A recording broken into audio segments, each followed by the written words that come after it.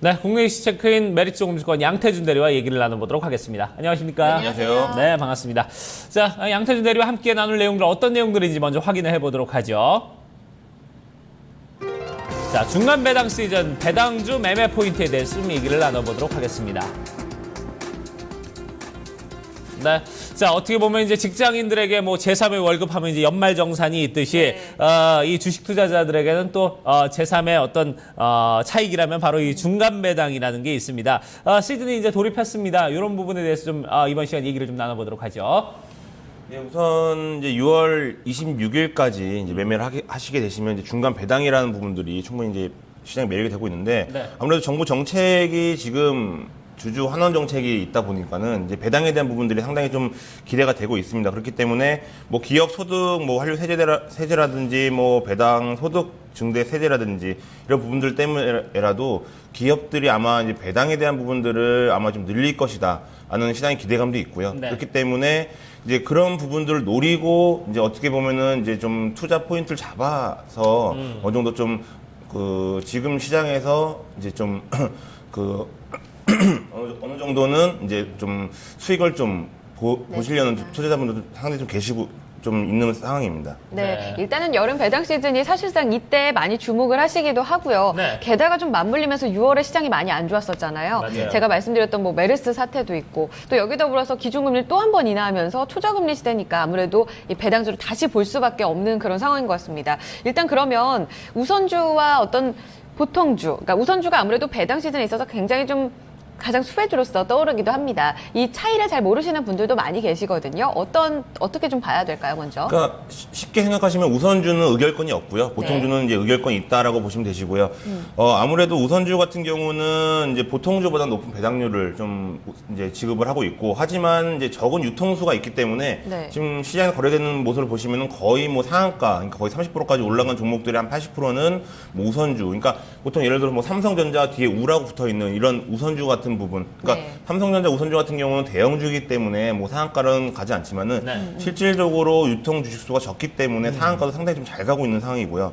하지만 이제 이런 우선주가 좀 발행된 이유 같은 경우는 실질적으로 회사 입장에서는 이제 경영권의 위협이 없이 이제 솔직히 좀 발행을 하고 그냥 배당만 주는 상황이라고 보시면 되시고요.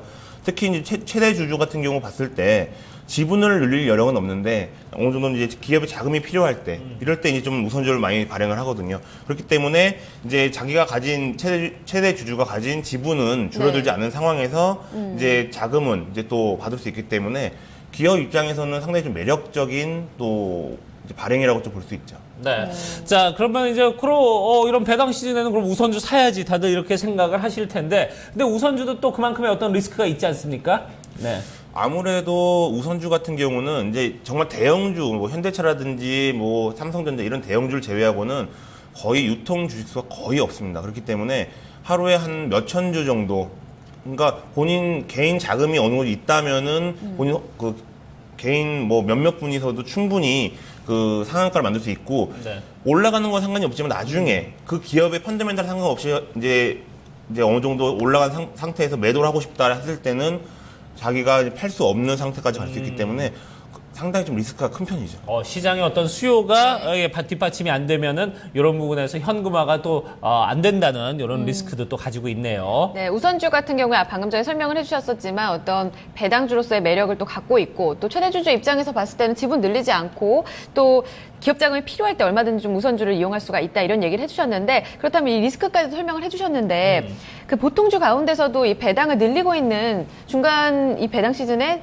배당을 줄 만한 기업들이 지금 많이 있거든요. 이런 기업들 다 이렇게 총체적으로 살펴봤을 때 우리가 이 배당을 늘린다. 그럼 결국 좀 실적이라던가 어떤 그만큼 재무 구조에 좀 자신이 있다고 볼 수가 있을 것 같아요. 이런 어떤 이득, 그러니까 수혜 쪽으로 또 다시 한번 좀 짚어보게 된다면요. 우선은 기업 같은 경우가 지금 중간 배당 예상 기업이 현재 한 33개에서 플러스 알파라고 좀 말씀드리고 싶고요. 뭐 보통은 지금 거의 뭐 주주 명부를 폐쇄한 기업이 한 31개 정도라고 볼 수 있습니다. 하지만 이제 뭐 SK텔레콤이라든지 하나금융지주 같은 경우는 따로 공시를 안 하고 그동안에 그냥 중간 배당을 했기 때문에 이번에도 뭐 중간 배당을 뭐 큰 이변 없이 할 것이다라고 좀 시장에서 보고 있는데 실질적으로 기업이 좀 배당을 실시한다라고 봤을 때는 우선 실적에 자신이 있다. 라고 볼 수 있고요. 네. 그리고 향후 주가에 대한 부분들도 어느 정도 좀 예상할 수 있다라고 좀 볼 수 있습니다. 그리고 이제 아무래도 이제 그런 기업들 같은 경우에는 정부 정책, 특히 이제 주주 환원 정책에 대한 부분들 의지도 높다고 보기 때문에 어느 정도 지금 봤을 때는 제가 이제 준비한 그림을 좀 보시면 네. 실제로 중간 배당을 실시한 기업 같은 경우가 이제 코스피, 코스닥 이제 주가 성과보다 좀 뛰어난 이제 모습이 나타나고 있고요. 네. 향후 1년 주가 상승률 같은 경우도 거의 50% 이상 정도라고 볼 수 있습니다. 그렇기 때문에 솔직히 뭐 중간 배당이 그렇게 큰 수익률이 나오는 건 아닙니다. 거의 뭐 1%대에서 1.5%대 이렇게 나오곤 있지만은 이런 수익률 자체도 그 기업이 이제 실적이 뒷받침하고 있기 때문에 상당히 좀 괜찮다, 안정적이다라는 향후 이제 미래성을 좀 봤을 때 괜찮고요. 네. 그리고 주가 상승이라든지 이제 연말 배당에 대한 부분들, 그러니까 중간 배당을 했으면 연말 배당도 이제 실시를 하기 때문에 향후 주가 상승이라든지 배당 승률도 좀 기대를 할 수 있습니다. 그렇기 때문에 이제 이런 배당에 대한 부분들, 그러니까 어떻게 보면 수익률에 대한 부분들은 그렇게 뭐 기대한 만큼은 나오지 않겠지만은 향후 이 주식을 보유했을 때 연말까지 들고 있었을 때 지금 이런 불안정한 시장 상황에서는 충분히 이제 시세 차익이라든지 이제 연말 배당에 대한 부분들도 노릴 수가 있는 거죠. 네. 지금 주주 명부 폐쇄한 공시 기업 31개 정도 된다. 플러스 예. 알파 얘기를 하셨거든요. 네. 뭐 SOL 대표적으로 가장 많이 이야기가 나오고 있고 뭐 포스코도 대표적인 배당주라고 그렇죠. 볼 수가 있을 것 같은데 그밖에도 영화금속, 뭐 삼형엠텍 여러 가지 이야기들이 많이 나와요. 근데 앞서 우선주도 언급을 해주셨었잖아요. 예.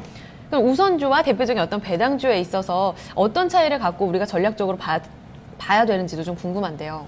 우선은 이제 어느 정도는 지금 봤을 때는 시장 상황이 워낙 안 좋기 때문에 왜냐면 근데 그나마 다행인 거는 오늘 이제 아침 뉴스로 봤을 때는 네. 이제 그리스에 대한 부분들이 이제 어느 정도 좀 해결이 될 것 같다라고 해서 유럽 증시가 상당히 좀 많이 올라갔습니다. 그렇기 네. 때문에 아마 오늘 국내 증시 같은 경우도 어느 정도 이제 반등이 나올 것으로 보고 있는데 네. 지금 대형주 입장으로 봤을 때는 상당히 지금 그 어느 정도 낙폭이 큰 우선주들도 상당히 많이 있거든요.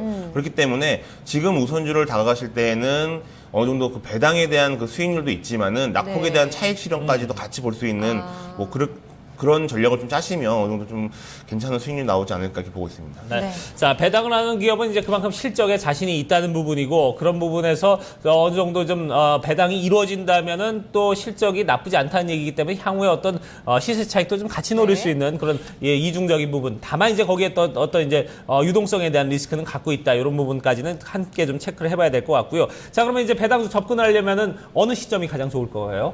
우선은 배당주 같은 경우는 26일까지는 매수를 하셔야지 배당락에 이제 걸리거든요. 그렇기 네. 때문에 26일까지 매수를 하셔야 되시는데 전체적인 이제 시장 상황은 좀 보수적으로 접근하시되 그 배당주 같은 경우도 이제 좀 지금 시점에서는 중장기적인 아까 제가 이제 뭐 향후 주가의 흐름을 좀 파악할 수 있다고 말씀드렸지만은 지금 당장은 향후 뭐 이번 연말까지가 아니고 단기적인 이제 좀 관점으로 좀 접근하시는 게 좋으실 것 같고요. 네. 왜냐면은 그만큼 낙폭이 컸기 때문에 이제 배당에 대한 부분들이 이제 이슈가 되면은 반등이 나올 수가 있기 때문에 네. 그런 부분에 좀 차익 실현 관점으로 좀 접근을 하시고 배당에 대한 부분들도 이제 일부 좀 실현하시는 전략이 당분간 좀 좋지 않을까 이렇게 보고 있습니다. 네, 시장에 대한 어떤 보수적인 흐름은 여전히 좀 시각 유지가 되는 부분이 있고요. 네. 이 배당주 사실 안정적이라고 해서 연말까지 끌고 가실 생각도 많이 하셨을 것 같은데 이 부분 방금 언급이 좀 되고 있습니다. 좀 단기적인 접근으로 그리고 좀 중간 배당을 노려보자라는 접근으로 시각을 좀 유지해 주시면 되겠습니다. 네. 26일 전까지 이 배당주의 매수 한 번 더 고려해 보시는 전략 참고해 보시길 바랍니다. 네. 자, 지금까지 얘기 잘 들었습니다. 메리츠 정보증권 양태준 대리와 함께했습니다. 고맙습니다. 감사합니다. 감사합니다.